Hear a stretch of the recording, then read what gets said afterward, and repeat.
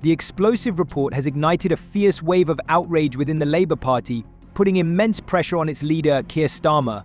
What once seemed clear and straightforward past actions and current policies has now been thrown into doubt. Brace yourself for a significant revelation that has sent Starmer into a tailspin, desperately seeking answers. If you thought his performance at the PMQs was a disaster, prepare for an even bigger shock. What's unfolding at Labour headquarters is nothing short of astonishing. Each misstep only deepens the crisis, raising the alarming question, how many more blunders can Labour afford before it plunges into chaos? Let's break it down. The Labour Party headquarters is in utter disarray. Staff members are frantically scurrying about, searching for any semblance of a solution, but their frantic efforts seem to only worsen the situation. The core issue is the complete lack of cohesion within the party, which poses a grave threat to its very survival. Do you know what the average age of death with COVID is? According to official national statistics, it's 82 years and 3 months. The average age of death normally, 81 years. Do you understand that we have, because old people are dying? Do you see this graph? The last time we had this much death was 2008. That's the British Medical Journal. No, I came here to speak to this man, not your security. You have failed me. Political rivals are eagerly capitalizing on this situation, and calls for Starmer's resignation are growing louder and more insistent. The Conservatives are confidently taking the lead, mercilessly accusing him of failing to address the critical issues that matter to voters. As if that weren't enough, a member of the Labour Party has betrayed his principles and defected to the Conservatives, openly voicing his disappointment with the party's leadership. Labour's missteps are eroding voter trust, and if Starmer cannot rectify the situation swiftly, the party risks facing a devastating defeat in the upcoming elections. Questions surrounding the leadership of the Labour Party are becoming increasingly pressing, and Starmer appears to be struggling to hold on to his position, as if he is teetering on the brink. Amidst the growing internal turmoil, their policies are facing relentless and harsh criticism. Starmer's promises regarding economic reforms and social policy are starting to raise doubts and dissatisfaction. Voters, frustrated and weary of the uncertainty, are beginning to lose faith in Labour's ability to deliver on its commitments. Recent opinion polls indicate a significant decline in support for Labour, particularly in its traditional strongholds, serving as a stark warning of an approaching storm. I've been a Labour voter my entire life. You have failed to be the opposition. You have failed to ask whether lockdown was functioning. Do you understand? Can we go on in? Thousands of people have died because you have failed to do your job and ask the real questions. Well, I am telling you now, and I hope this goes out, you have failed this country. You have seriously failed. You have allowed our children to wear masks in school when it's never been any evidence for it. Moments later, a Labour Party representative vehemently dismissed the accusations as entirely baseless, while another official, clearly embarrassed, acknowledged the existence of mistakes but insisted they had been misinterpreted.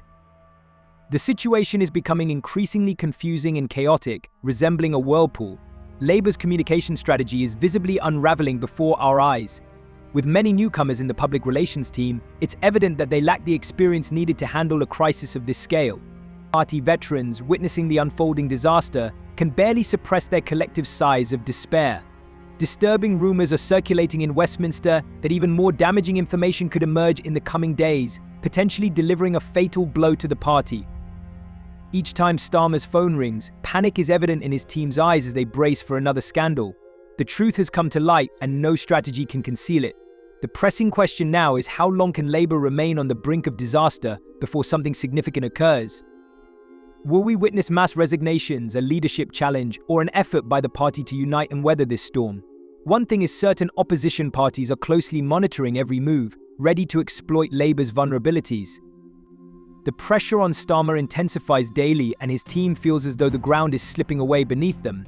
So let's get a word with Simon Danczuk, former Labour MP, on this one. Simon, good afternoon to you. Good afternoon, it's good to be with you. Always good to have you with us. Have you signed the petition yourself? I have indeed, and I'm promoting the petition.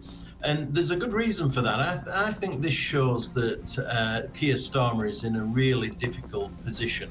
Everybody knows how petitions work and how we elect governments and all the rest of it.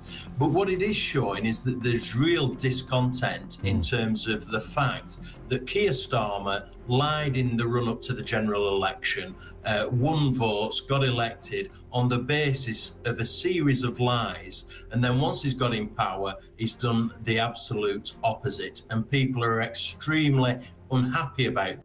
Even young voters, who were once the backbone of the party, are beginning to distance themselves with growing concern. Political opponents are sharpening their knives, poised to capitalize on the discontent of these disillusioned voices. In the coming weeks, significant changes may unfold within the Labour Party. Will Starmer be able to revitalize the party and retain his leadership, or will Labour descend into complete chaos and ruin? The Starmer scandal is escalating into a genuine political crisis, and we are witnessing the disintegration of British politics before our eyes, which could have dire consequences. This moment could serve as a turning point that reshapes the entire political system, or it may conclude, as with previous scandals, leaving only bitterness and disappointment. Regardless, the Labour Party will face a fierce battle with the aftermath. The next few days will be critical as Starmer's leadership hangs in the balance like never before. The party must decide whether to rally behind him or completely abandon him, a choice that could lead to a true disaster.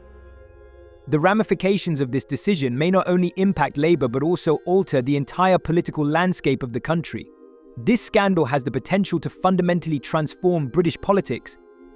The system is fraying, trust is eroding, long-standing alliances are crumbling, and voter discontent is reaching a breaking point. Whatever unfolds, this drama will undoubtedly be a significant event that we will remember.